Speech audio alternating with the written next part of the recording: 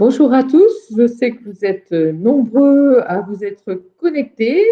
On vous remercie infiniment de votre large participation. Vous êtes plus de 120 personnes à vous être inscrits. Je ne sais pas si tout le monde va nous rejoindre, mais déjà nous sommes à pratiquement presque 40 connexions. Et donc je vais juste un petit peu meubler le temps que d'autres personnes nous rejoignent afin que nous soyons tous ensemble et que nos chers invités eh bien, puissent éviter de se répéter et puissent démarrer leurs échanges. Hein. Comme vous le savez, on va aborder aujourd'hui, et j'ai l'immense plaisir et un bonheur vraiment certain de recevoir Monsieur François Dupuis, un grand sociologue que tout le monde connaît, que tout le monde s'arrache dans les comités de direction, puisqu'il accompagne énormément d'entreprises. Il est sociologue des organisations, il est auteur de plusieurs ouvrages sur le changement, sur le management, et vous avez derrière sur le PowerPoint notamment les principaux ouvrages qu'il a écrits, dont La fatigue des élites, La sociologie du management, Lost in Management, qui n'est plus à promouvoir et à plébisciter tellement il est connu, La faillite de la pensée managériale, et nous allons aborder son dernier livre, On ne change pas les entreprises par décret. Merci infiniment François de nous accorder votre temps pour échanger avec Charles-Henri Desserders, que tout le monde connaît, hein, puisque Charles-Henri nous accompagne pratiquement dans toutes nos conventions Esprit de Service France. Charles-Henri est professeur émérite d'HEC, il est président de la GRH et il travaille avec nous au sein d'Esprit de Service France. Merci Charles-Henri. Il est quelle heure? Il est 16h03. Charles-Henri, je te propose de te donner la parole et on commence d'ici une minute, si tu en es d'accord. En tout cas, oui. Merci à tous. Nous sommes déjà presque 50. Merci beaucoup, beaucoup. Oui, bonjour à tous. C'est vrai que c'est un milieu d'après-midi, c'est un vendredi. On espère qu'il y aura encore plus de monde. Moi, j'ai le plaisir de retrouver François, hein, qui est on va dire un vieux copain. Il a enseigné à l'INSEAD dans une école concurrente, nul mais... Et puis, tu as travaillé dans plusieurs business schools. Je crois que tu es officiellement aujourd'hui expert en résidence à l'EDEC. Hein, c'est bien ça? C'est ça même. Voilà. Et je t'ai entendu hier pendant quelques minutes, comme tu le sais, dans ton intervention, dans un autre webinaire. Tu conseilles des dirigeants et tu n'arrêtes pas finalement comme quoi... Hein, la retraite, y compris pour moi, c'est juste un concept, c'est pas une réalité. Alors, on va commencer puisqu'il est bientôt 16h05. On va parler de ton ouvrage, on est quand même là pour ça, mais il y a quelque chose d'encore plus intéressant que tu as fait récemment, c'est une étude, évidemment sur quelque chose qui préoccupe tout le monde aujourd'hui. Je crois d'ailleurs qu'hier, il y a eu un accord sur le télétravail, il me semble avoir vu qu'il y a eu un accord entre les partenaires sociaux. Tu as mené ces derniers mois une étude importante sur le télétravail dans un certain nombre d'organisations. Alors, ce que j'aimerais que tu nous dises, on va commencer sur cette étude, et puis ça permettra de faire le pont avec l'ouvrage, c'est finalement quels étaient les objectifs, quelles étaient les méthodologies, puis on va parler des résultats un peu plus. Est-ce que tu peux nous en dire un peu plus? Bien sûr. D'abord, je veux saluer tout le monde, bien entendu, et remercier toutes les personnes qui nous écoutent d'être là, effectivement, dans un vendredi après-midi. Alors, pour répondre à ta question, Charles-Henri, c'est une initiative personnelle. C'est-à-dire qu'au mois de mars, début avril, quand j'ai vu qu'on se confinait, les conséquences que ça allait avoir sur l'économie et sur le fonctionnement des entreprises, je me suis dit, mais dans le fond, ça vaudrait peut-être la peine de proposer à un certain nombre de dirigeants qui accepteraient la chose suivante, regardez, mais quand les choses seront finies, et à l'époque je ne pensais pas que les choses dureraient aussi longtemps qu'elles durent, il va bien falloir que vous parliez à vos salariés, parce que vous en mettez en travail partiel, d'autres en télétravail, d'autres en pas de travail du tout, et il va bien falloir que vous parliez aux salariés vous ne pourrez pas simplement vous contenter de leur dire vous avez été formidable, tout va bien se passer. Il va falloir que vous leur parliez de la réalité de ce qu'ils ont vécu pendant cette période. Et de ce point de vue-là, la sociologie, et la sociologie des organisations, qui est celle que je pratique, peut vous aider à avoir véritablement une perception et une compréhension de ce que les gens ont vécu, qui va même au-delà de ce qu'ils peuvent directement exprimer. Ce qui est le but d'ailleurs de la sociologie, c'est derrière le discours de comprendre la réalité de ce qui s'est passé. La surprise a été que, alors que je pensais que 2-3 entreprises pourraient peut-être rejoindre ce programme, en fait, c'est 9 organisations qui se sont jointes à cela, qui ont accepté de joindre à ce programme. Et je dis organisation parce qu'il y avait 7 entreprises, qui étaient la plupart du temps des grands groupes que tout le monde connaît. Il y avait une grande administration et une importante collectivité territoriale. Et donc, pour répondre à ta question sur la méthodologie utilisée, bien entendu, pour faire ce genre d'études, d'ailleurs comme pour faire en général de la sociologie des organisations, nous avons fait une étude qualitative. C'est-à-dire sur la base d'interviews, sur des échantillons raisonnés dans chacune des organisations considérées, ce qui nous a fait au total faire à peu près 500 entretiens. Et ce qui me permet de dire juste un petit mot auquel je tiens, nous avons fait 500 entretiens, nous étions 3, c'est-à-dire je n'ai pas fait ça tout seul, et je veux profiter ici de l'occasion qui m'est donnée de remercier mes 2 collègues, Cécile Rouault et Sébastien Oléon, et voilà, qui m'ont accompagné et qui ont été vraiment d'une aide fantastique dans ce travail. Alors, bien entendu, vous voyez, c'est un travail qui a été long à faire parce que 500 entretiens, ça ne se fait pas comme ça. Et nous venons juste de terminer de restituer les résultats à la dernière entreprise d'ailleurs qui avait rejoint le programme, qui est une entreprise, c'est d'ailleurs intéressant à observer, que je n'avais pas contacté, mais qui m'a contacté en commençant à voir un certain nombre de résultats que nous publions. Ce qui d'ailleurs me permet de répondre à une question qui m'est posée en permanence. Quand est-ce que l'on aura les résultats complets de cette étude? Alors, il faut que chacun comprenne que pour le moment, les résultats appartiennent aux entreprises qui les ont commandités, puisqu'elles ont payé pour ça, et donc ça leur appartient, et moi je ne peux pas dévoiler les résultats de telle ou telle entreprise, ça ne se fait pas. Mais finalement, ce que nous ferons tous les 3, nous allons faire un livre sur la base de ces résultats, en prenant un petit peu de distance et en disant ce qui nous a frappé. Et pour ce faire, on n'est pas obligé de citer le nom des entreprises. Alors, cherchant la tu peux peut-être répondre à une ou 2 questions, même sans dévoiler le. Allez, vas-y. Tu sais, une chose que nous avons quand on a discuté, on a préparé ce webinaire, tu as parlé de phénomène d'exclusion. Moi, j'étais un peu intrigué. Okay. Est-ce que tu peux aller un peu plus loin, sans encore aller très loin dans le. Mais si, ça je peux tout à fait. Est-ce que tu peux nous en dire un peu plus sur bien ce que entendu, tu as observé? Je peux en dire un peu plus, d'autant plus que ça n'oblige pas à citer quelque entreprise que ce soit. Alors, voilà. C'est lié d'ailleurs à ta question, Charles-Henri, qui porte plus spécifiquement sur le télétravail. Alors même que dans les travaux que nous avons faits, nous avons étudié les situations en présentiel comme en distanciel, ce qui donnait des résultats intéressants. Et si j'avais à résumer les résultats principaux que nous avons trouvés sur le télétravail, je les résumerai sur 3 thèmes et je veux expliquer pourquoi. J'ai choisi ces 3 thèmes, et ça fait plusieurs fois d'ailleurs que j'essaie d'en parler, parce que au-delà de tout ce que j'entends dans les médias, à la télé, à la radio, etc., sur le télétravail, j'entends beaucoup de banalités, mais je n'entends pas parler de ces 3 thèmes qui nous ont paru peut-être les plus importants sur le télétravail. Voilà. Et parmi ces 3 thèmes, le premier à aborder, c'est celui, Charles-Henri, que tu viens de citer. C'est que dans la première phase du télétravail, puisque là, je n'ai pas les études sur ce qui se passe actuellement, ce télétravail a généré des mécanismes d'exclusion dont personne ne parle jamais. Et ces mécanismes d'exclusion ont 2 origines. La première origine, qui est la plus facile à décrire et la plus facile à comprendre, c'est une origine technologique.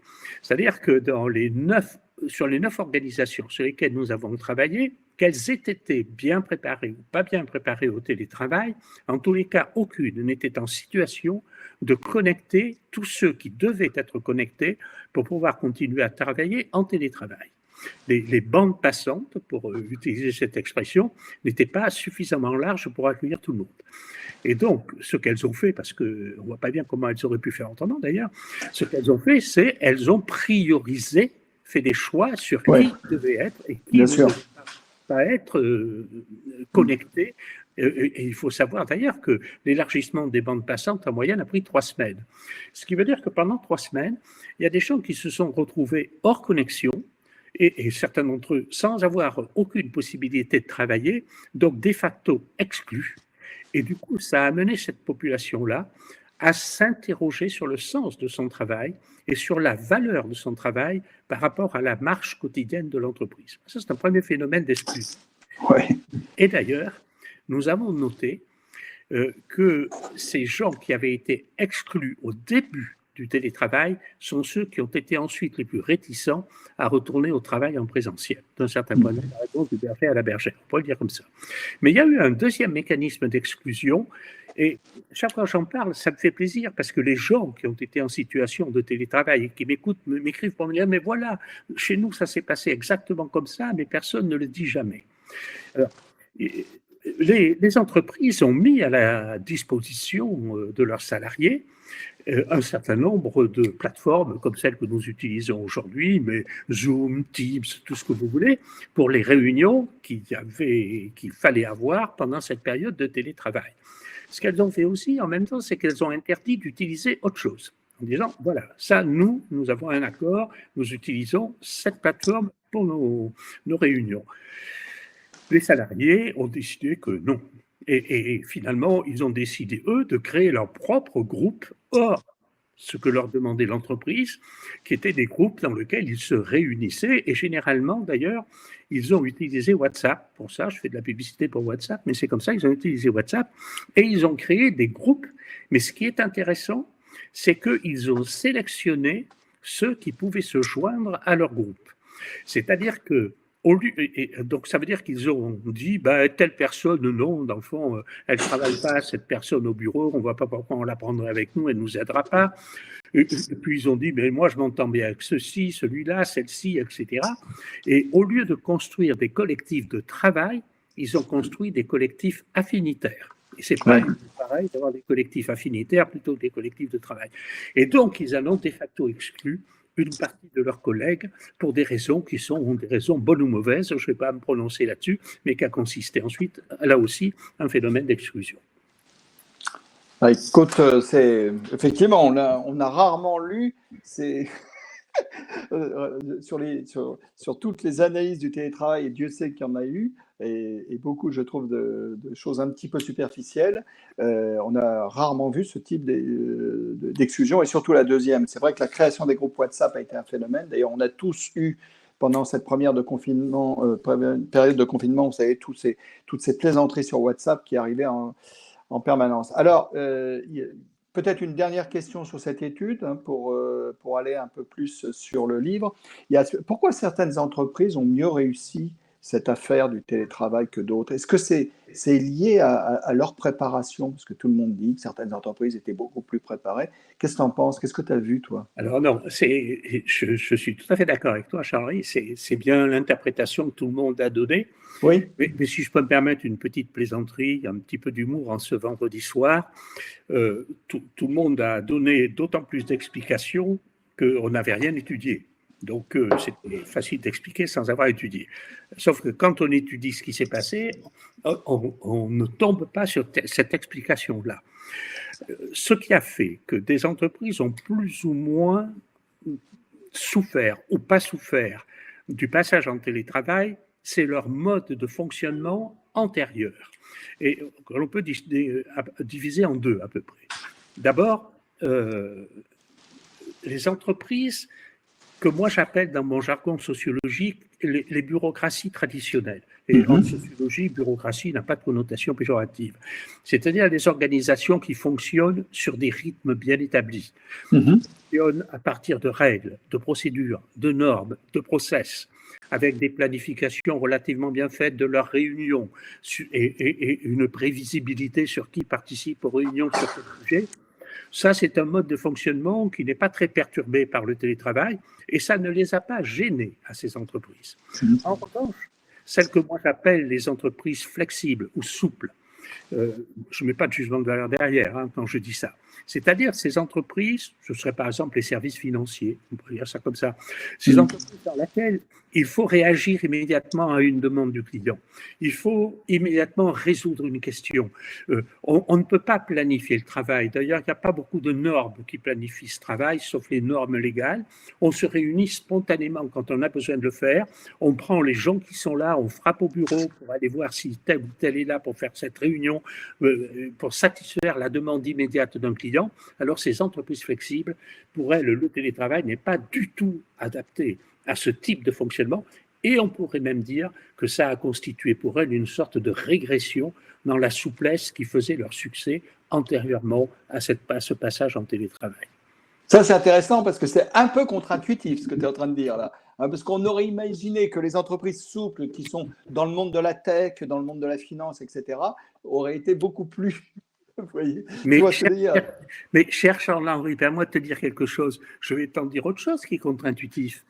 Je veux dire, quand on regarde les salariés eux-mêmes face au télétravail, on sait que les salariés ont été plus raisonnables que certaines entreprises qui sont précipitées en disant on va tout passer en télétravail, etc. Mais si on regarde quelles sont les catégories qui ont été les moins favorables au télétravail. Et il y a eu une étude qui a été faite là-dessus et nous avons eu exactement les mêmes résultats. C'est les plus jeunes qui ont été les plus réticents au télétravail. Alors on peut dire, a priori, c'est surprenant parce que les plus jeunes, ils connaissent bien le maniement des informatiques, tout ça, ils vont être très à l'aise. C'est la PS5 au travail, quoi, si tu veux. Eh bien, ils ont été les plus réticents au télétravail et pour une raison. C'est que ça sert à ça de faire des études qualitatives d'ailleurs, c'est-à-dire que quand on les a fait parler, ils ont expliqué, mais écoutez, moi je débute, j'ai besoin d'apprendre le métier, j'ai besoin de savoir comment ça se passe et ça je ne peux le faire qu'à un contact direct, quotidien avec les collègues, regarder ce qu'ils font, parler avec eux, etc. Et ça dans le télétravail, c'est pas possible. C'est un paradoxe, mais c'est les plus jeunes qui ont été les moins favorables au télétravail. Oui, et tu as parfaitement raison. Il y a une petite étude de l'ESSEC, je ne sais pas si tu l'as vue, qui, je crois, vers début avril ou mi-avril, a montré exactement ce que tu es en train de voilà. de et le Monde en a publié une aussi. Absolument.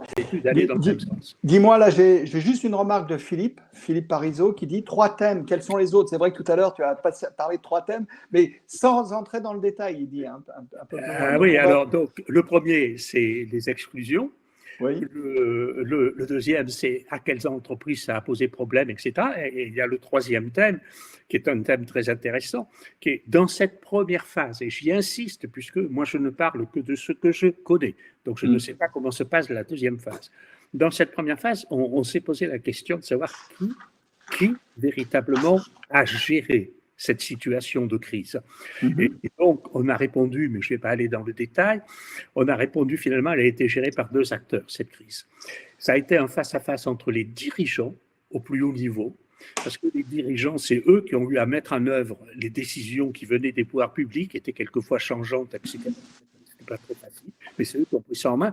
De la même façon, il faut le signaler, c'est les dirigeants qui se sont démenés pour trouver tous les EPI, comme on dit, les équipements de protection individuelle, masques, gants, blouses, tout pour leurs salariés. Il faut dire qu'ils ont mouillé la chemise, les dirigeants, ce qui d'ailleurs a fait dire aux salariés des entreprises, nous, on a la chance de travailler dans ces entreprises. Et ce qui est intéressant, c'est que dans toutes les entreprises, les salariés ont dit, on a de la chance de travailler dans cette entreprise.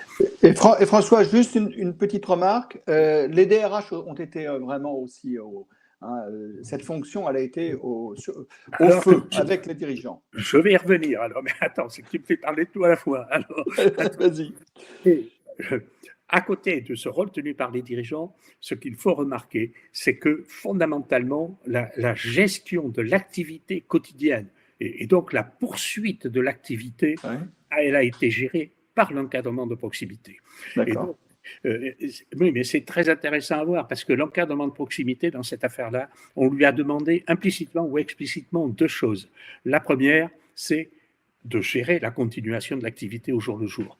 Mais la deuxième, c'est en même temps de gérer le confinement, c'est-à-dire de s'occuper des populations de l'entreprise qui étaient considérées comme des populations à risque. Par exemple, les personnes solitaires, les gens malades, etc. Et donc, cet encadrement de proximité a joué ce double rôle.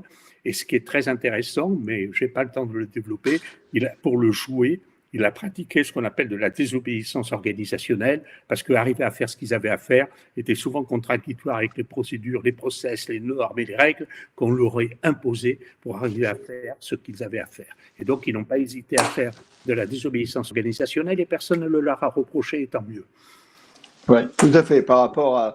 Alors, j'ai juste une petite remarque par SMS de quelqu'un, je ne te dirai pas qui me dit c'est les glandeurs ont été plus glandeurs et les engagés ont été plus engagés. C'est ce que tu as remarqué, toi aussi? Alors, moi, je l'ai remarqué en particulier dans le présentiel. Oui. C'est-à-dire que il y a bon, je ne veux pas citer, mais il y a quelques entreprises dans notre échantillon dans laquelle il a été laissé le choix aux salariés qui devaient travailler en présentiel de venir ou de ne pas venir. Et par conséquent, dans ces entreprises, elles se sont quelquefois retrouvées à fonctionner avec simplement 20 ou 30% du personnel avec lequel elles fonctionnaient précédemment. D'ailleurs, elles ont qualifié, les salariés ont qualifié ceux qui ne venaient pas, non pas de glandeurs, mais de lâcheurs. Donc, il y a eu une opposition très forte entre les présents et les lâcheurs, et c'est un des conflits probablement les plus structurants qui doit être géré et qui aura à être géré quand la situation va devenir un petit peu plus normale. Bien, je crois qu'on va en rester là pour l'instant pour l'étude, mais rien ne t'empêchera d'y faire référence sur des questions. Alors, on va parler de ton livre. Est-ce que tu peux nous rappeler, puisque Maryse l'a dit au début, finalement la place de cet ouvrage dans cette trilogie, puisque il s'appelle bien on ne change pas les entreprises par décret, mais il y a un sous-titre, Lost in Management 3. Donc, on se retrouve bien avec. Alors, explique-nous un peu, rappelle-nous rapidement la genèse et pourquoi ce livre finalement de livre. Alors, je vais te surprendre, cher Charles-Henri, pour rappeler pourquoi ce livre. Il faut que je remonte même un petit peu plus haut que la trilogie. Oui, je vais le faire à toute vitesse à partir de 5 livres. Absolument. Il faut bien comprendre que la matière dont je tire ce que j'écris, moi je n'écris pas un livre tous les 6 mois ou un livre tous les ans. Moi j'écris un livre tous les 5 ou 6 ans parce que c'est le temps qu'il me faut pour recueillir la matière, pour nourrir les livres en question. Et la matière que j'ai dans ces livres, elle provient de 2 sources essentielles. L'une qui est tous les séminaires que j'ai pu faire de par le monde et dans lesquels je parle avec les gens, leur fais étudier des cas et quand ils étudient les cas tels qu'ils se passent chez eux, je comprends qu'est-ce qui domine dans les problématiques dans les entreprises, etc. Et d'autre part, ma deuxième source, c'est les opérations de conseil que je continue à mener. Et la première réflexion, elle a été menée dans un livre, le seul d'ailleurs de ces livres qui a été publié chez Luno, qui s'appelle Le client et le bureaucrate. Oui, le client. Oui, voilà. Et dans Le client et le bureaucrate, j'avais commencé à expliquer pourquoi, avec l'ouverture des marchés, la concurrence, il fallait absolument changer les modes d'organisation, parce que les modes d'organisation traditionnels, segmentés, séquentiels, etc., protégeaient très bien les individus qui travaillaient dedans, mais fournissaient des biens et des services de qualité faible à un prix élevé. Okay. Bah ça va faire plaisir à Maryse, la présidente de Esprit de Service France, puisque tant mieux. Vraiment. Puis ensuite, une deuxième réflexion a été menée dans la continuité à travers un livre qui s'appelle La fatigue des élites, qui a été publié, tout le monde doit connaître ça, dans la petite collection de La République des idées, qui est publiée au Seuil, dans lequel finalement j'ai expliqué, ok, je l'ai déjà dit, les organisations doivent changer, mais c'est douloureux, en particulier pour la population des cadres. Et j'expliquais que c'est douloureux pour la population des cadres parce que dans les organisations antérieures, ils étaient relativement bien protégés, autonomes dans leur travail, alors que les modes nouveaux d'organisation que l'on prenait, c'était des modes qui étaient des modes transversaux. La transversalité, c'est un joli mot, qui était basé sur la coopération, mais ça faisait que tout le monde était en situation de dépendance par rapport à tout le monde, et ça donnait des situations de souffrance extrêmement importantes. Et du coup, ça m'a amené au premier Lost in Management, celui qui porte le titre initial, dont je regrette évidemment que ce ne soit pas moi qui l'ai trouvé, mais c'est l'éditeur qui l'a trouvé, donc c'est le seul. Je regrette parce que c'est un très bon titre. Voilà. Et oui, mais bon, je ne peux pas me l'approprier, malheureusement. Dans lequel, mais j'ai dit, mais finalement, cette déprotection du travail que j'ai décrit dans La fatigue des élites, comment finalement les salariés y ont riposté. Les salariés y ont riposté par des phénomènes de retrait du travail. Les DRH ont très bien connu ça, qui n'est pas un retrait physique, mais qui est un, pas travailler moins longtemps, mais qui est un retrait émotionnel de ce que l'on met soi-même dans le travail. Et face à ce retrait émotionnel des salariés, la riposte à son tour des entreprises a été de mettre en place, et nous en sommes encore là, nous en étions encore là avant le début de la crise, un management coercitif. Alors bien sûr, quand je parle aux entreprises de la coercition, tout le monde se récrie en disant « Mais monsieur Dupuy, comment pourriez-vous dire ça? On aime nos salariés, on les adore, on fait tout pour eux, etc. etc. » Mais comme tout le monde le sait, dans le management, le vocabulaire a une fonction compensatoire des pratiques. Et qu'est-ce que j'appelle le management par la coercition? C'est essayer de contrôler par ce qu'on appelle les outils de management, c'est-à-dire les process, les indicateurs de performance et les systèmes de reporting, de contrôler au plus près ce que font les gens. Ils ne sont pas engagés. Eh bien, on va contrôler ce qu'ils font. Et le problème, c'est que non seulement on contrôle ce qu'ils font, mais on contrôle aussi comment ils le font. Oui, c'est ça. Voilà, c'est-à-dire, c'est ce que, par exemple, Goetz et Carney, dans leur livre sur l'entreprise libérée, qui s'appelle en fait Liberté et compagnie, et que personne n'a lu parce qu'il fait 450 pages écrites tout petites, voilà. Mais dans ce livre-là, eux, ils appellent ça les entreprises comment. Oui, c'est ça. Et donc, dans Lost in Management, j'ai décrit cette espèce de délire bureaucratique qui a envahi le secteur des entreprises, le secteur marchand, et j'ai décrit pourquoi ils produisaient les effets inverses à celui recherché, selon, ma foi, une logique qui va vous paraître simpliste parce que je la formule très rapidement, mais parce que c'est comme la grève du zèle. Hein, ce qu'on appelle la grève du zèle, c'est quand les gens se mettent à appliquer strictement toutes les règles qui sont censées appliquer, ça bloque absolument tout fonctionnement. Et bien, plus vous produisez de systèmes de reporting, de process, d'indicateurs de performance, etc., et plus si les gens les appliquaient, eh ben, ça ne marcherait plus. Bien sûr. Et donc, du coup, c'est vous qui allez dépendre de la bonne volonté des gens, leur bonne volonté à ne pas appliquer ce que vous voulez qu'ils appliquent. Donc, vous êtes le monde à l'envers, si vous voulez. Cul par-dessus tête, si vous me permettez. Et donc, ça, j'ai expliqué ça dans le style management. Mais je me suis dit, mais dans le fond, dans les entreprises, c'est peuplé de gens intelligents, bien formés. Là-dessus, je dirais, il n'y a rien à dire, on peut tous être d'accord là-dessus, hein, c'est pas la question, c'est pas... Voilà. Mais alors, qu'est-ce qui fait que finalement, ils en arrivent à produire des choses aussi contre-intuitives? Et donc, j'ai essayé de le comprendre dans La faillite de la pensée managériale, Lost in Management 2. Et là, j'ai mis en évidence un point qui commençait à m'apparaître... pénalisant pour les entreprises. Je me suis dit, mais il y a quand même une contradiction forte entre des choses que mettent à jour les sciences sociales. Et alors, quand je dis sciences sociales, ce n'est pas que la sociologie, c'est des sciences sociales au sens large. Donc, il y a une contradiction sur ce que montrent les sciences sociales sur des phénomènes simples. Alors, j'en prends un exemple, le pouvoir, par exemple. Qu'est-ce que c'est que le pouvoir dans une organisation? Je ne sais pas, ça fait quand même... vous pouvez remonter à Robert Dahl, vous pouvez remonter à Crozier, vous pouvez remonter à qui vous voulez. Je veux dire, ça fait longtemps que l'on sait ce que c'est que le pouvoir, on sait que le pouvoir, ça n'est pas la hiérarchie, etc., etc., mais on semble l'ignorer dans les entreprises. Et donc, c'est ce qui fait que finalement, il y a une paresse intellectuelle qui fait qu'on va à des solutions simples qui paraissent naturelles, mais qui, en fait, sont des solutions qui produisent tous ces effets inverses. C'est ce que j'ai appelé la faillite de la pensée managériale. Alors, quand j'ai eu publié ces deux-là, Lost in Management et la faillite de la pensée managériale, beaucoup de personnes m'ont dit, à juste titre, je reconnais qu'elles avaient raison, même si ça m'a fait râler quand elles me l'ont dit, elles m'ont dit, écoute François, c'est très sympa ton histoire, on a compris ce qui ne va pas, on a compris aussi pourquoi ça ne va pas, merci, tu es gentil, on avait besoin, mais en fait, tu ne nous proposes pas ce que l'on pourrait faire de différent. Mm. Et alors, forcément, sur le coup, j'ai râlé en disant, mais si vous lisiez mieux ce que j'ai écrit, vous auriez compris, tout ça, etc. Mais bon, vous savez, quand on vous fait un reproche, c'est toujours celui qui vous fait le reproche qui a tort. Et puis ensuite, vous commencez à réfléchir un peu, parce que quand une dizaine de personnes vous ont dit la même chose, vous vous dites peut-être qu'il faut que je m'interroge sur ce qu'ils disent. Et donc, j'ai du coup décidé, en accord avec l'éditeur, qui n'attendait que ça, puisque l'éditeur avait envie d'une trilogie. Le Seuil avait vraiment dans l'idée que je fasse une trilogie. Et donc, je me suis mis à réfléchir à l'écriture de ce qui est devenu On ne change pas les entreprises par décret.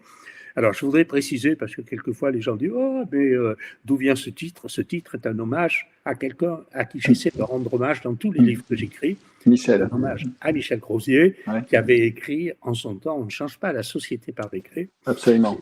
Voilà, et moi, je me suis contenté de changer 2 mots, et je reprends son titre.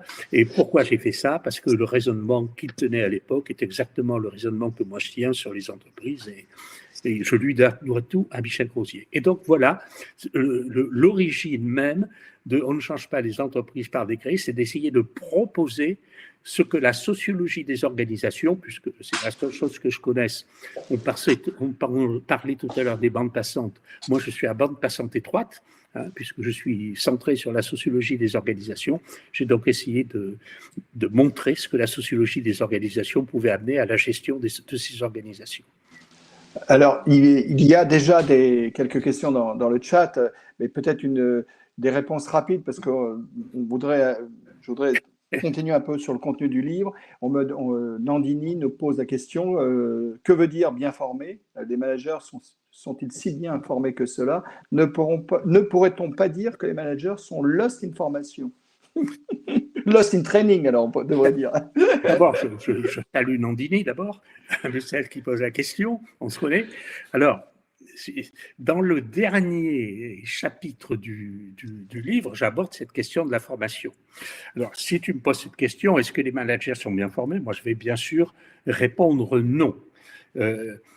Pourquoi? D'abord parce que la plupart des formations qui sont proposées aux managers sont des formations de type technique, ce que je peux très bien comprendre, puisque le management, c'est un terme générique qui recouvre des tas de spécialités différentes. Donc, moi, je comprends très bien que quand quelqu'un fait un MBA, il fasse à peu près, ou quand dans les business schools, ils font ce que l'on appelle des AMP, des Advanced Management Programs. Il faut que ça couvre toutes les matières possibles.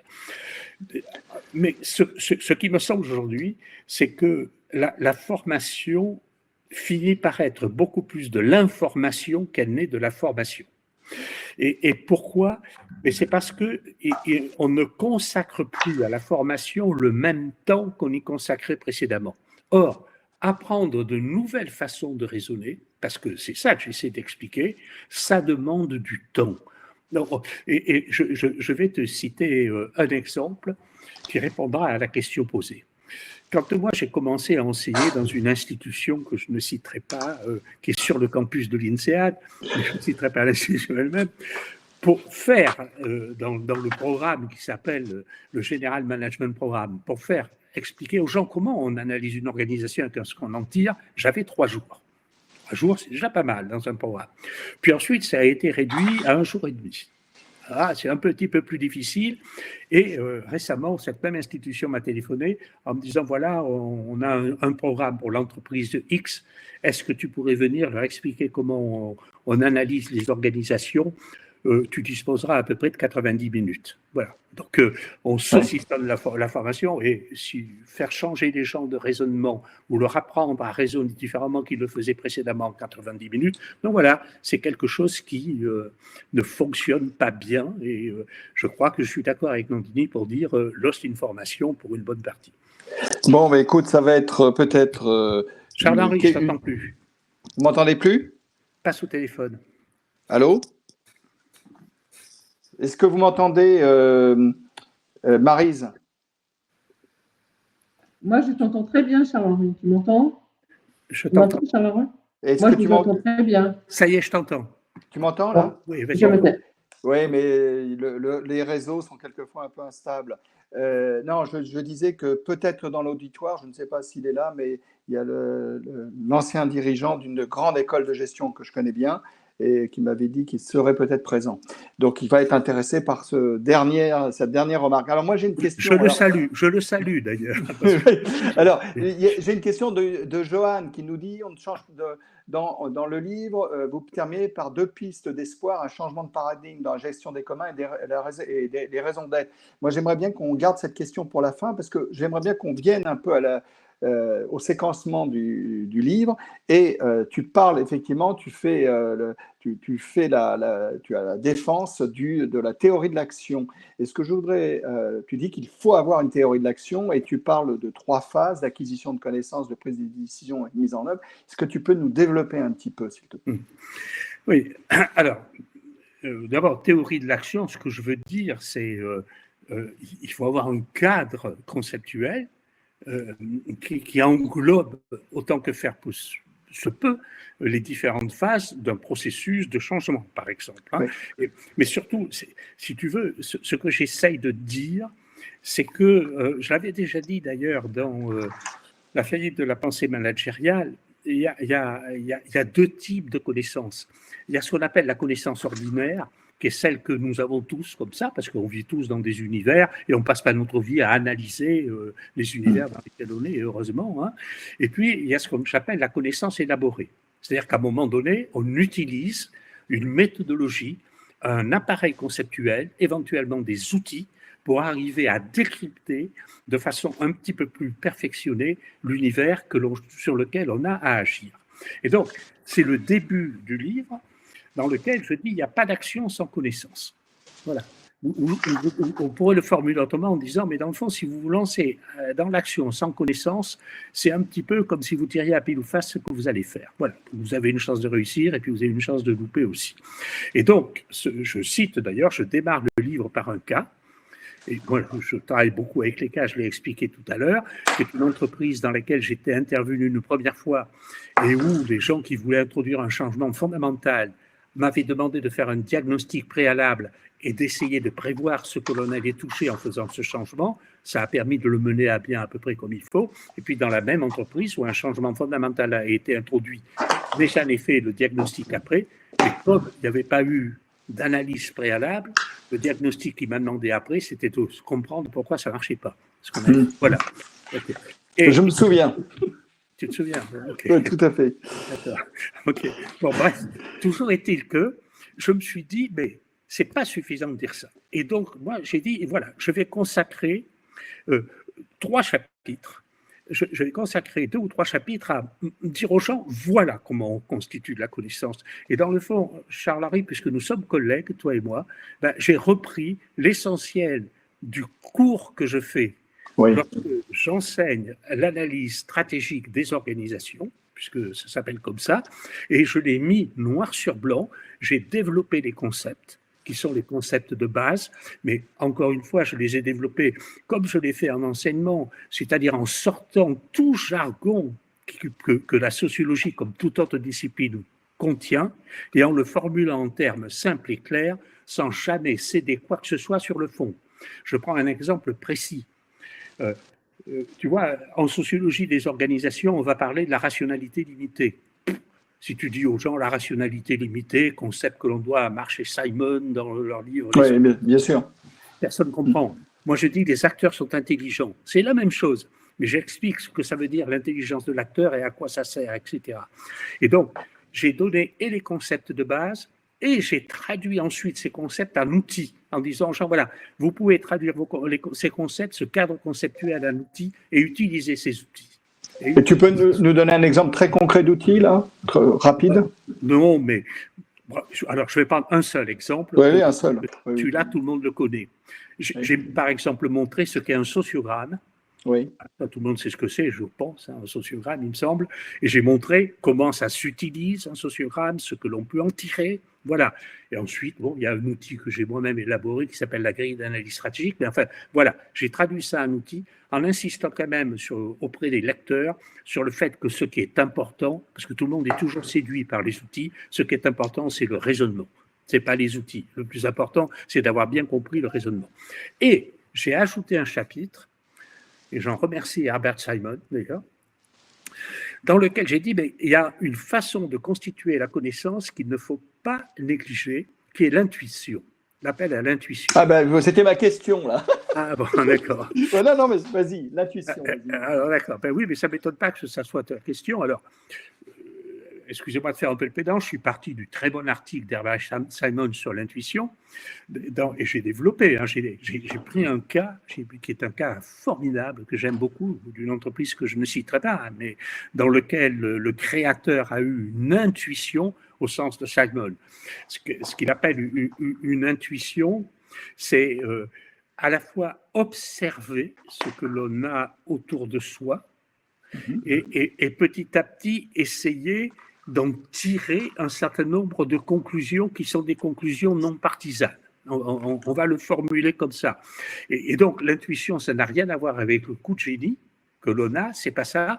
L'intuition, ça provient de la capacité à observer lentement, progressivement, un certain nombre de choses et à partir de là, en tirer sa propre idée sur la façon de faire. Donc, j'ai consacré un chapitre à l'intuition et je le recommande à tout le monde et je recommande à tout le monde le cas qu'il y a dans ce chapitre, parce que l'autre jour, le dirigeant de cette entreprise m'a passé un coup de fil en me disant quand même, je voulais vous reprocher d'avoir utilisé ce cas. Je l'ai tout à fait camouflé. Il me dit, mais vous l'avez tellement bien fait que je ne vous le reproche pas. Donc, ça, c'est très bien. Donc, vous voyez, ça, c'est consacré à l'acquisition de la connaissance. Et alors, j'ai dit, mais tu veux peut-être poser une question entre les deux. Non, je vais juste revenir sur le chapitre qui s'intitule. Il faut dire que j'ai quand même les pages ouvertes. Et pas moi. Donc, je te rappelle ce que tu as écrit. Dans le chapitre qui suit l'intuition, tu parles des invariants de la connaissance et notamment la recherche, le maintien de l'autonomie et la hiérarchie inversée. C'est toujours dans cette compréhension de l'entreprise, finalement. Oui, alors voilà, moi je ne parle jamais de ce chapitre, mais je suis content que tu m'en parles. Je parle des invariants de la connaissance. D'un certain point de vue, ça pourrait être ce que l'on appelle le musical bridge dans un film. C'est-à-dire, quand je suis en pleine démonstration du truc, il faut quand même que les gens puissent se reposer un peu. Et donc, je fais face à une contradiction personnelle que jusque-là personne ne m'a reproché, mais que l'on ne va pas tarder à me reprocher. Les gens auront raison de me le reprocher, mais je leur dirai qu'ils ont tort, néanmoins, mais ils auront raison. C'est-à-dire, moi je dis qu'il n'y a pas de recette, que toute organisation doit être analysée en tant que telle, mais en même temps, je fais un chapitre pour dire, ben, voilà, il y a des choses que l'on retrouve dans... Absolument. Voilà. Et pour reprendre ce que tu as cité, je dis, il y a une chose que l'on retrouve quasiment dans toutes les organisations, c'est la recherche de l'autonomie. Ou si on voulait le formuler en termes négatifs, c'est le fait d'échapper à toute situation de dépendance. Et c'est très intéressant parce que moi j'ai trouvé ça, parce que quand j'ai fait analyser par des stagiaires des dizaines et des dizaines et des dizaines de cas, et quand je leur pose toujours la question, mais essayez d'identifier quel est l'objectif de cet acteur, les gens me répondent toujours par la mission de l'acteur.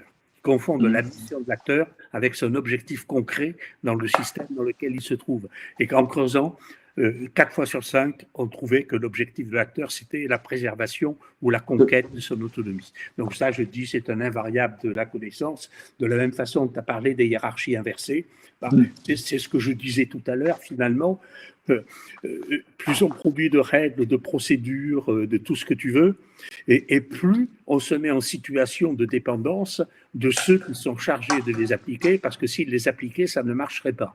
Donc du coup, la hiérarchie s'inverse, c'est plutôt ceux qui sont en bas qui subissent ce déluge, comment j'appelle le fatras bureaucratique, qui reprennent le pouvoir parce que la bonne marche des opérations dépend de leur bonne volonté à ne pas appliquer ce qu'on leur demande. Et, je n'ai pas besoin de le dire, tous ceux qui nous écoutent le savent, la bonne volonté, c'est quelque chose qui se négocie dans les organisations. Donc, plus on produit de règles, de procédures, etc., et plus on accroît le pouvoir de négociation de ceux qui sont censés les appliquer. Voilà ce que j'appelle les hiérarchies inversées. Est-ce que tu veux qu'on continue sur la partie acquisition de connaissances, qui est une partie effectivement longue, auquel tu consacres plusieurs chapitres ou... Non, vas-y, continue. Alors, on passe quand même à la deuxième phase, qui est la question de la décision, la prise de décision. Alors, est-ce que tu peux nous en dire un peu plus ? Est-ce que, si on fait référence à la crise sanitaire actuelle, est-ce que tu as quelques remarques à faire de part de grandes organisations, y compris d'État ? Non, je te provoque peut-être un peu. Voilà, de temps en temps, quand on subit des interviews par un spécialiste comme toi, pour s'en sortir, on est obligé de faire des pirouettes. Donc, je vais faire une pirouette. L'analyse de la crise actuelle par les sociologues a été très bien faite par des gens du Centre de sociologie des organisations, en particulier par Bergeron et Boraz, qui ont publié un livre sur la question. Moi, je suis resté dans mon savoir-faire à moi, qui est de faire de la micro-sociologie. Voilà, dans les organisations. Alors, restons dans... Alors, dis-nous un peu. Ce que j'essaie de montrer, tu vois, une fois que tu dis, voilà comment on acquiert de la connaissance, la question se pose, c'est qu'est-ce qu'on en fait?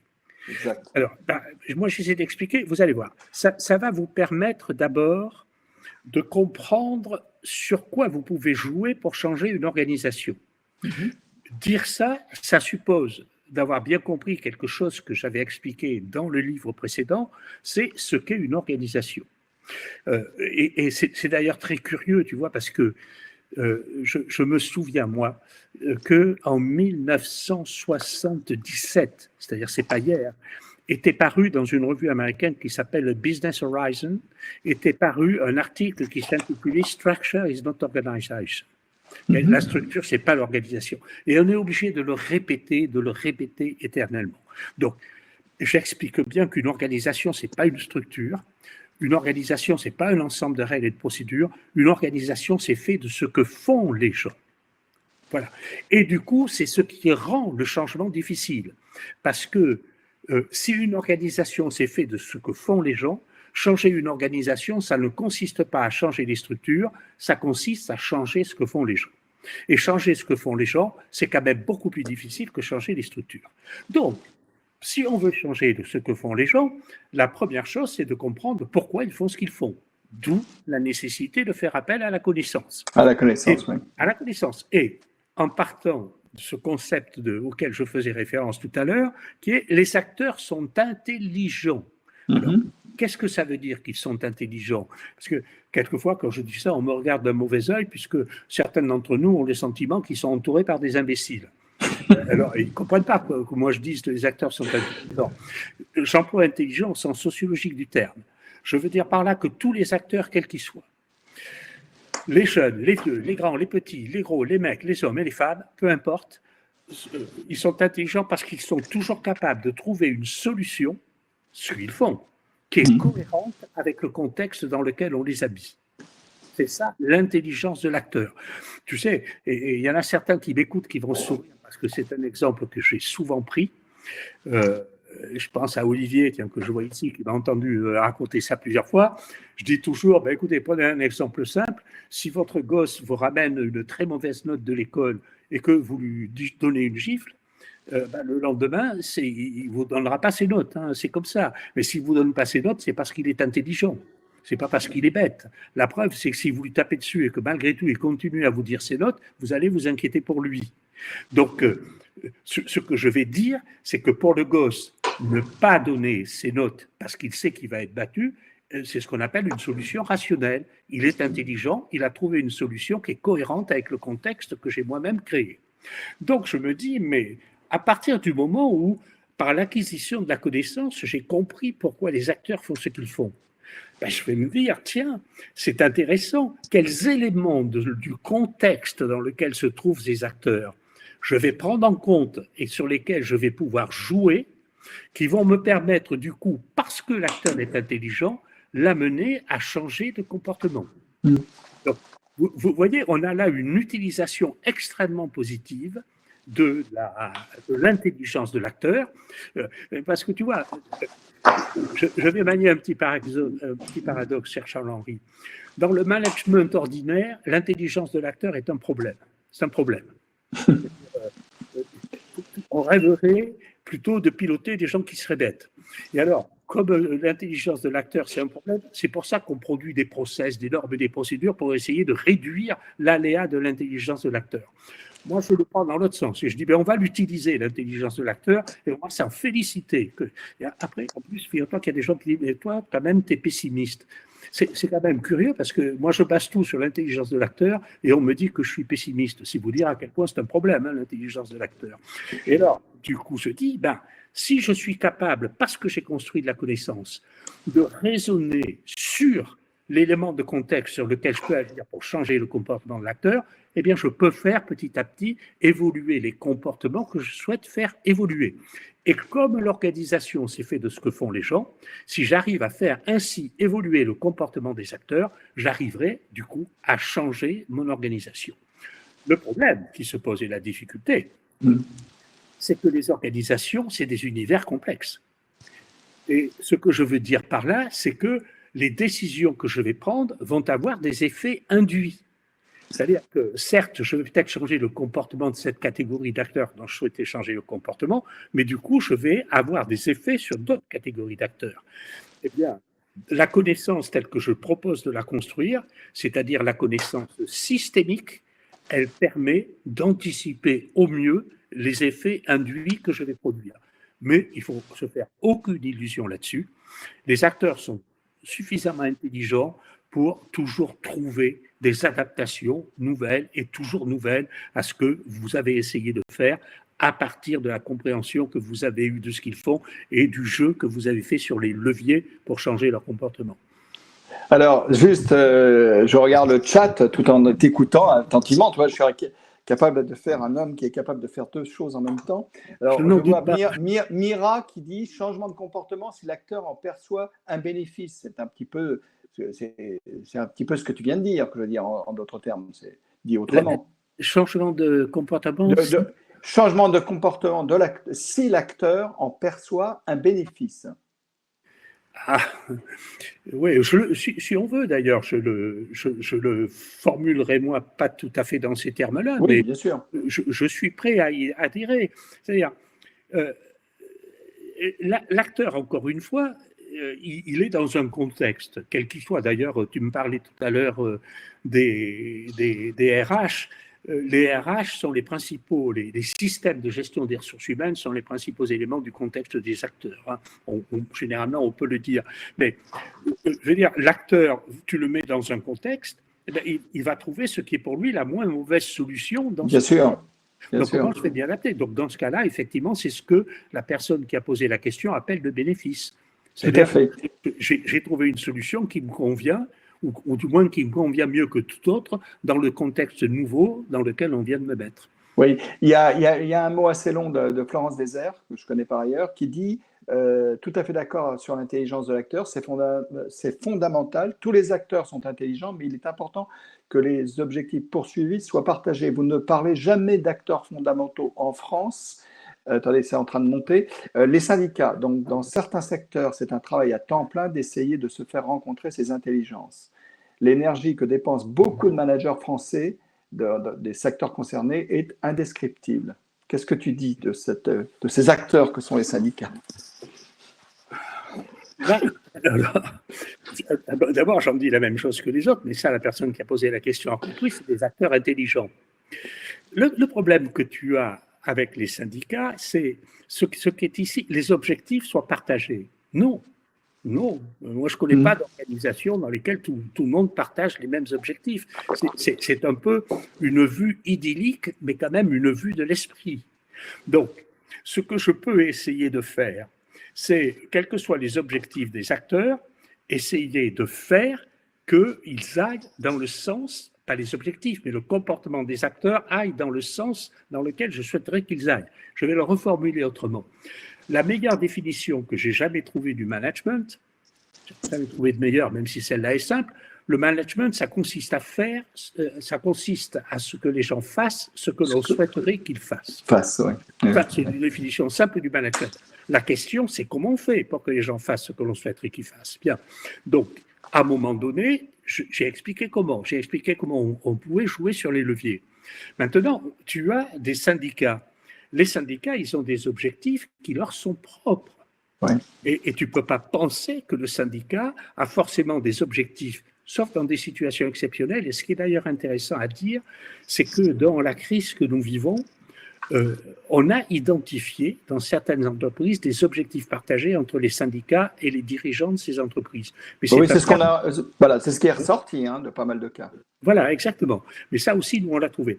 Et donc, tout le problème ensuite, c'est que comme les objectifs des... Alors, Et tu as même des cas dans lesquels tu négocies avec des syndicats et tu dois t'apercevoir petit à petit que les objectifs des interlocuteurs, j'allais dire des partenaires, mais des interlocuteurs que tu as en face de toi, sont des objectifs qui sont extérieurs à l'univers dans lequel tu es. N'est-ce pas? Donc, ça, par exemple, moi je me souviens avoir étudié un conflit il n'y a pas très longtemps dans une entreprise, là non plus que je ne citerai pas, dans lequel la direction essayait absolument de négocier un accord, ne parvenait jamais à négocier cet accord jusqu'à ce qu'elle se soit adressée à l'union départementale de ce syndicat pour découvrir que le leader syndical qu'elle avait dans son usine avait comme objectif de devenir le patron de l'union départementale. Donc, si tu veux, c'est l'avantage de l'analyse de système parce que du coup, ça a permis d'élargir le champ et de comprendre que le refus de ce syndicaliste de signer un accord était effectivement un comportement intelligent par rapport à l'objectif qu'avait ce syndicaliste. Donc, n'essayez pas de penser que tous les acteurs ont des objectifs partagés, essayez de comprendre ce qu'est l'objectif de chacun des acteurs et essayez de regarder les éléments dont vous disposez pour faire petit à petit évoluer leur comportement sans que ça implique qu'ils aient tous le même objectif. Voilà. Alors, d'ailleurs, la même personne, Florence, que je connais bien, dit c'est bien pour cela que l'énergie managériale déployée en France est dingue. Je l'ai vécu en comparant mes expériences managériales à l'étranger et en France. Alors, attends. Attends. Moi, Vas-y. Je voudrais répondre à ça. C'est Florence Dessert qui dit ça. Oui, Florence Dessert. Oui. Alors, on va lui conseiller une chose. Dans le livre dont nous parlons actuellement, je parle d'un conflit social alors qui implique des syndicats. Pour l'occasion, il se déroule aux États-Unis. Je n'ai pas cité l'entreprise. Eh bien, franchement, je peux dire à Florence que l'interlocuteur syndical m'a donné l'impression, si je le compare à la CGT, que la CGT, c'était une chorale d'enfants de chœur. Hein. Voilà. Donc, et on est aux États-Unis. Et je peux dire que je n'avais jamais vu des syndicats pratiqués comme je les ai vus pratiquer dans cette usine américaine. Ça m'a sidéré. D'ailleurs, pour donner à Florence un petit exemple, la direction de cette usine, mais je le raconte dans le livre, m'avait demandé d'interviewer les ouvriers parce qu'il y avait eu des événements, je n'insiste pas, que l'on ne voit pas chez nous d'ailleurs, des comportements qu'on ne voit pas chez nous. Je n'ai pu interviewer des ouvriers qu'en groupe et en présence d'un syndicaliste qui surveillait les questions que je posais, etc. J'avais jamais fait ça, c'était vraiment... voilà. Donc, je comprends que les managers qui sont en négociation avec les organismes ou certaines organisations syndicales connaissent bien des difficultés, mais dire qu'à l'étranger, ça se passe beaucoup mieux, moi, je nuancerais le propos. Alors, j'ai oublié, il y avait une question quand même, je voulais revenir à la question de Johan, et là, je m'aperçois que je l'ai plus beaucoup. J'espère qu'on n'a pas perdu, pas perdu Johan. Non, Johan va me dire que je l'ai oublié, c'était beaucoup plus tôt dans le fil. En fait, elle dit, alors je le rappelle parce que là, on n'est pas loin de la fin de notre webinaire. Dans le livre, on vous terminez par 2 pistes d'espoir, un changement de paradigme dans la gestion des communs et les raisons d'être. Pourriez-nous vous expliquer, s'il vous plaît? Non, si tu permets, Charles-Henri, quand même, juste avant de répondre à ça, si ça ne t'ennuie pas, hein, c'est toi le... Oui, non, je t'en prie. Non, Monsieur Loyal, il y a quand même un chapitre qui est consacré à la confiance et un chapitre qui est consacré à la complexité. Absolument, je les avais, les questions. Hein. D'accord, voilà. Non, simplement, ce que je veux dire, c'est qu'apparaît aujourd'hui la question des entreprises à mission. Oui. Donc, l'importance qui est donnée aux communs. Moi, j'ai utilisé l'expression les communs.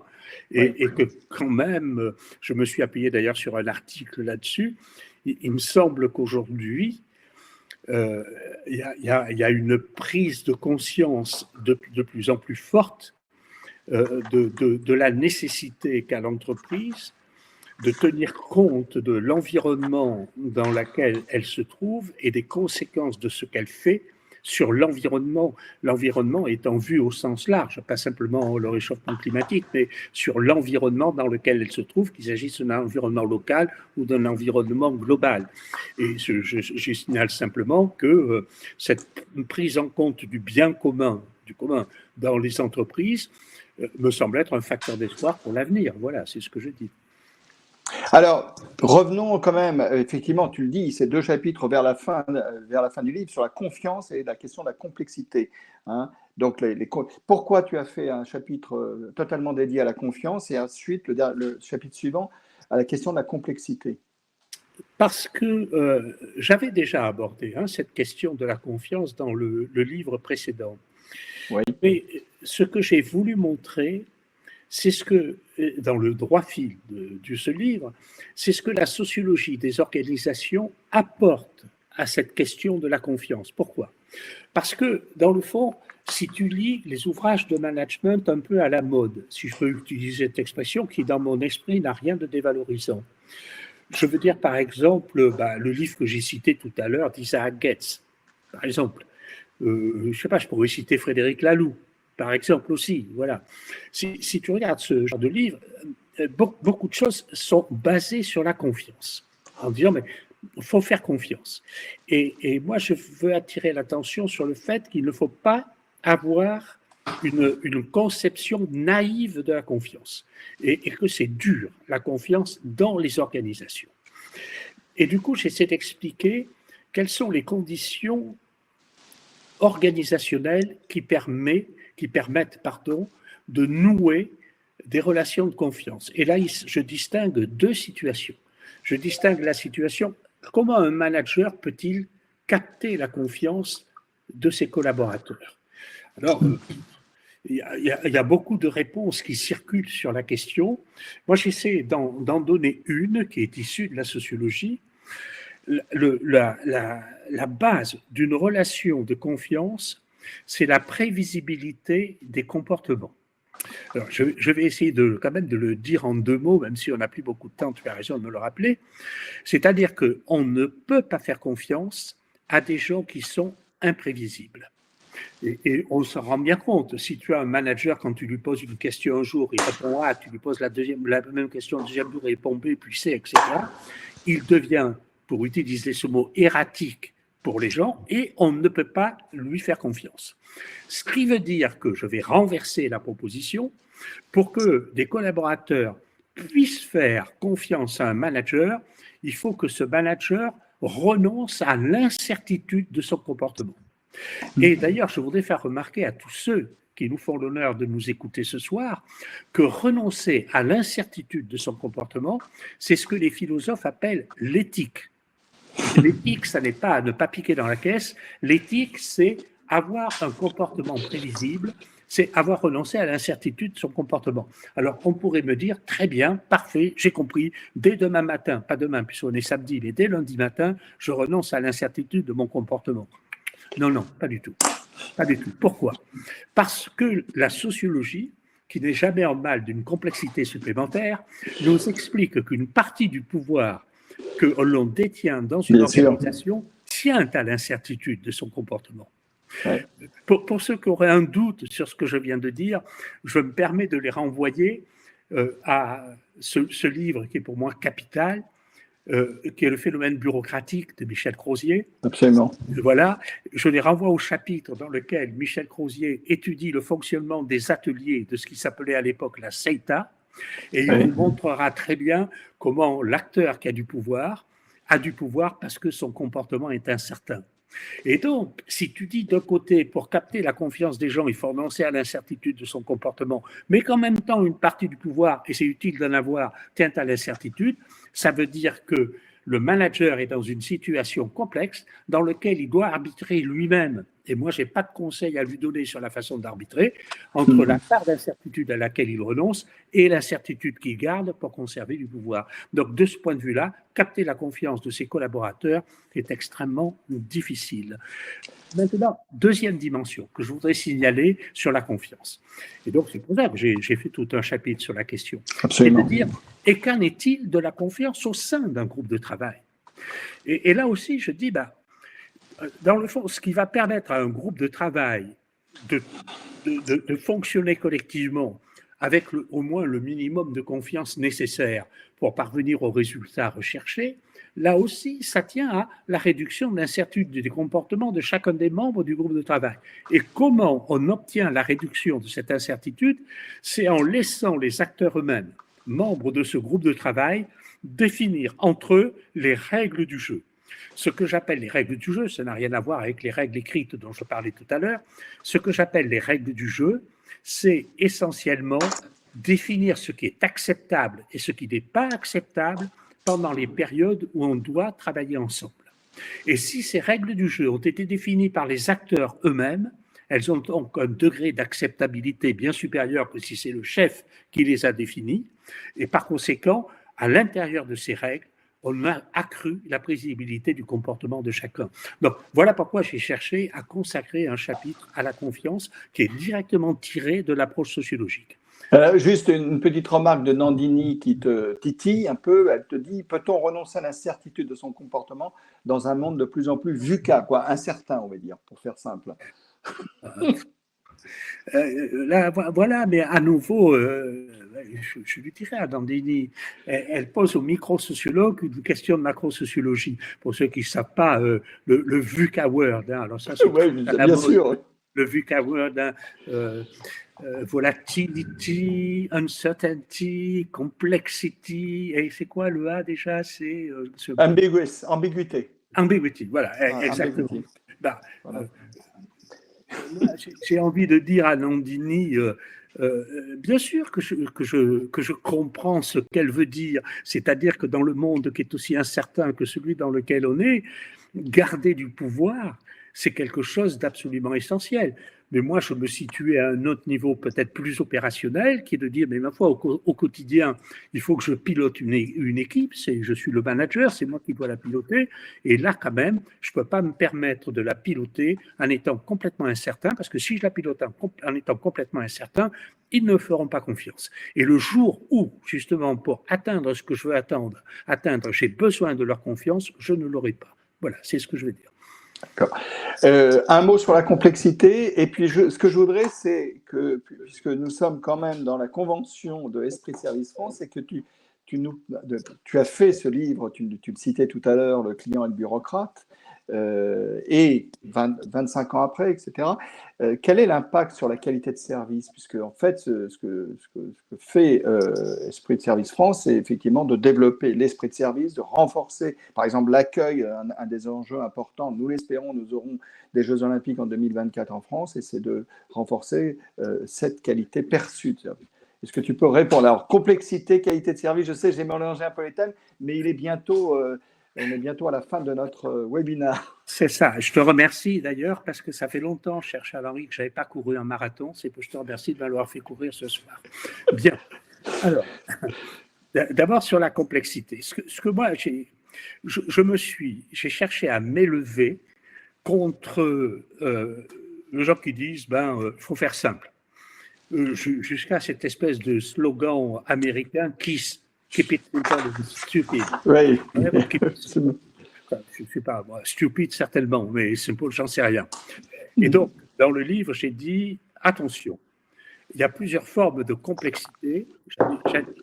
J'en ai identifié 3, et il y en a une que je considère comme vertueuse.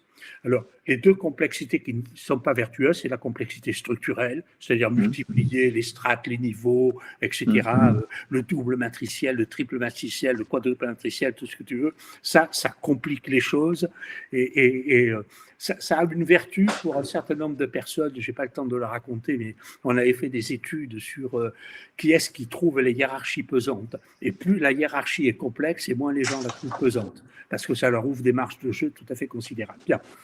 De la même façon, je dis, il y a une complexité fonctionnelle. La complexité fonctionnelle, c'est celle que j'ai décrite tout à l'heure, c'est-à-dire la masse de règles, de procédures, de process, etc., qui compliquent le jeu et génèrent l'effet inverse à celui recherché. En revanche, dis-je, on ne peut pas à la fois dire il faut que dans les organisations, les gens coopèrent, et ils doivent coopérer de plus en plus. Il faut qu'il y ait de plus en plus d'interactions dans l'organisation. Il faut se battre contre les silos et demander ensuite que l'organisation soit simple. Car par définition, plus on multiplie les interactions dans l'organisation, et plus, par définition, l'organisation elle-même devient complexe. Et cette complexité-là, elle est vertueuse. Et elle est vertueuse pourquoi? Tu vas voir un peu comment je retombe sur mes pattes, parce qu'on sait très bien que plus on a d'interaction et de coopération dans une organisation, et plus on est capable de fournir au client un bien ou un service de qualité à un coût qui est un coût moindre. La coopération, ce n'est pas une lubie managériale, c'est ce qui permet de réduire le coût tout en améliorant la qualité. Alors maintenant, sur la question que tu me poses sur la qualité de service. Attention, Maryse, la présidente, est en train de t'écouter avec attention. Oui, mais j'ai eu le temps de comprendre toute la bienveillance de Maryse. Alors donc, moi, je dis, l'accueil du client, vous me parlez de ça, franchement, vous me décevez, quoi. La qualité, c'est pas une fonction, c'est un mode de fonctionnement. C'est pas la même chose. Oui. Donc, sans ça, si vous me définissez les choses comme ça, vous faites reposer sur le front office tout le problème de la qualité. C'est pas du tout ce que fait l'association Esprit de Service. Là, je défends Maryse, peut-être que Maryse va intervenir. Là. Mais je m'en doute que c'est pas ce que vous faites, mais c'est la façon dont tu l'as formulé qui me permet de te reprendre sur ce sujet. Tout à fait. Donc, quelle va être la question qui va être posée? C'est le passage que j'aborde dans le livre, je te fais remarquer, de l'endogénéité à l'exogénéité. Absolument. Voilà. Donc, qu'est-ce qu'une organisation endogène?